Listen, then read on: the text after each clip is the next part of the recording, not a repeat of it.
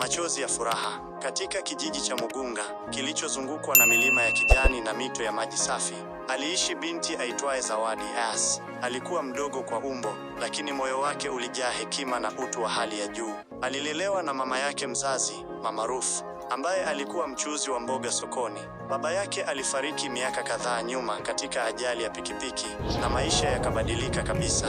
Zawadi na mama yake waliishi katika kibanda cha miti na makuti. Kulikuwa na uvujaji wa maji mvua ikinyesha, lakini walishukuru kwa kila siku waliopewa.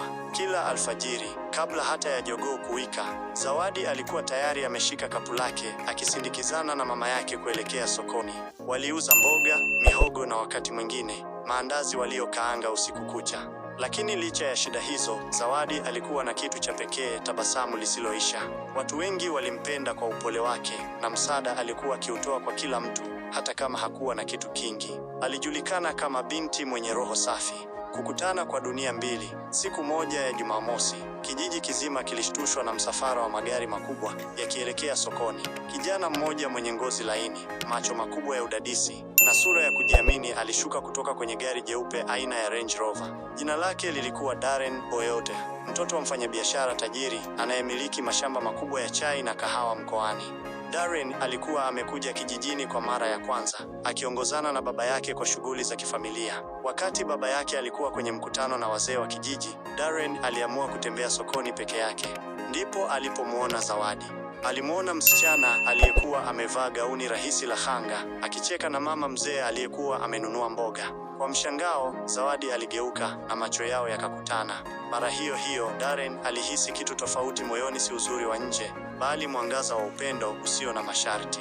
Kuanza kwa urafiki. Siku zilizofuata, Darren alianza kurudi sokoni kila siku. Alijifanya kutafuta bidhaa, lakini moyo wake ulimpeleka pale Zawadi alipokuwepo. Kwa muda wakawa marafiki. Darren alianza kumsaidia Zawadi kubeba mizigo, kusafisha meza ya kuuza, na wakati mwingine hata kuuza naye mandazi. Kijiji kilianza kunong'ona, mwanamume wa mjini anapoteza muda na msichana wa maskini. Wengine walisema, wengine waliona kama mchezo wa muda mfupi. Lakini Darren hakuwa na michezo. Alivutiwa na moyo wa Zawadi, si sura yake tu. Aliona namna alivyojitolea kwa jamii yake, alivyojali mama yake, na alivyotamani kuendelea na masomo licha ya ukosefu wa ada. Mapenzi yanayojengwa. Baada ya wiki kadhaa, Darren alirudi mjini, lakini aliendelea kuwasiliana na Zawadi. Alimtumia barua kwa posta na wakati mwingine pesa za kusaidia mama yake. Alimchochea kujiunga na shule ya sekondari ya wasichana iliyoko mbali, akiahidi kumlipia kila kitu. Ingawa Mama Ruth alikuwa na hofu, alimruhusu binti yake kufuata ndoto zake. Miaka miwili ilipita. Zawadi alifaulu vizuri sana na kupata nafasi ya kusoma ualimu. Darren alikuwa tayari amemaliza chuo na kuanza kufanya kazi na baba yake.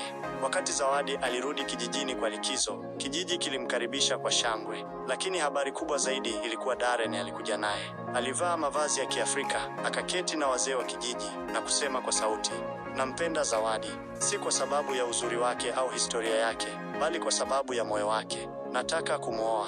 Pambano la mapenzi. Sauti za upinzani zilisikika. Wengine waliona kuwa ni aibu kwa familia tajiri kumwoa binti wa maskini, lakini Darren hakujali. Alieleza kuwa thamani ya mtu haipimwi kwa mali, bali kwa moyo wake na maadili yake. Baba yake Darren, awali akiwa na mashaka, alikuja kijijini na kuonana na Zawadi uso kwa uso. Aliguswa na unyenyekevu wake na akaamua kumuunga mkono mwanaye. Harusi yao ilifanyika katika kijiji cha Mugunga, mbele ya miti ya miembe na sauti za ngoma. Zawadi alivalia gauni la kitenge, huku macho yake yakitoa machozi ya furaha. Mama Ruth alilia kwa furaha, akimshukuru Mungu kwa baraka isiyotarajiwa.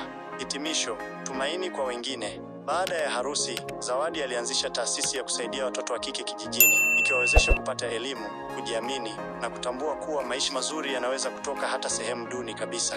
Aliamini kuwa mapenzi ya kweli hayaangalii hali ya sasa ya mtu, bali moyo wake na juhudi zake. Na kijiji kizima kilikuja kuamini kuwa kweli mapenzi ya dhati hayana mipaka. Mwisho,